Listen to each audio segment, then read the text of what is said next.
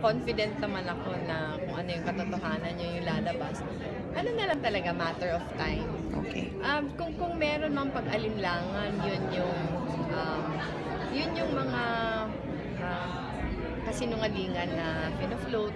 Gaya kahapon, nakakita tayo, may nagpadala sa atin na video, saka mga pictures ng mga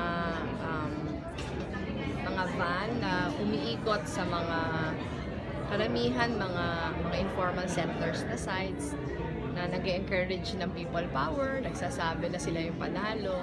Ako parang nakakalungkot lang na parang tinatake advantage yung hindi pagkaalam ng ibang tao para paniwalaan yung isang kasinungalingan. Yung sa akin, lahat naman tayo may karapatang ipahayag yung ating gustong ipahayag. Basta sana yung totoo lang. Kasi yung nabibiktima nito, hindi naman ako, pero nabibiktima nito yung mga tao. Okay.